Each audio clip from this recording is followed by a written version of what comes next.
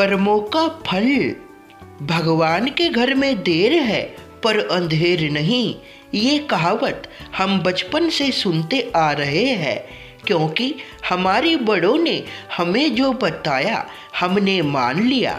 लेकिन क्या है इसका सही अर्थ, ये आपने अपने जीवन के अनुभव से सीखा होगा। क्या होता है जब भगवान किसी व्यक्ति के कर्मों के हिसाब किताब पर आते हैं? समझिए एक छोटी सी कहानी से।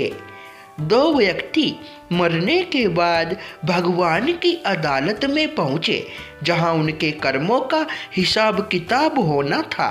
भगवान ने चित्रगुप्त को कहा, मृत्यु लोक से इन दोनों व्यक्तियों के हिसाब किताब के चौपड़े लेकर आओ।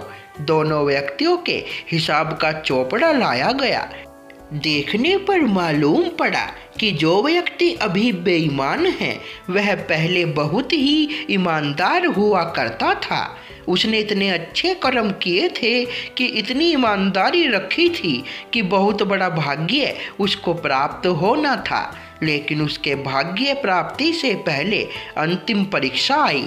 उस परीक्षा के आने पर उसने अपना धीरज खो दिया और वहाँ से उसने अपने जीवन का रास्ता बदल दिया और बेईमानी वाला जीवन अपना लिया।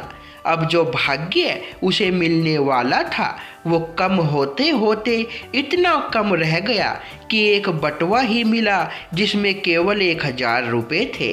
देखा जाए तो वैसे उसके नसीब में क्या था? बेईमानी का रास्ता अपनाने से उसका प्रारब्ध प्राप्त हो गया। इसलिए भगवान चाहकर भी उसे कुछ अधिक नहीं दे सकते थे, क्योंकि विधि के विधान के आगे भगवान भी विवश है। अब बारी आई दूसरे व्यक्ति की, जो बेहद ईमानदार था।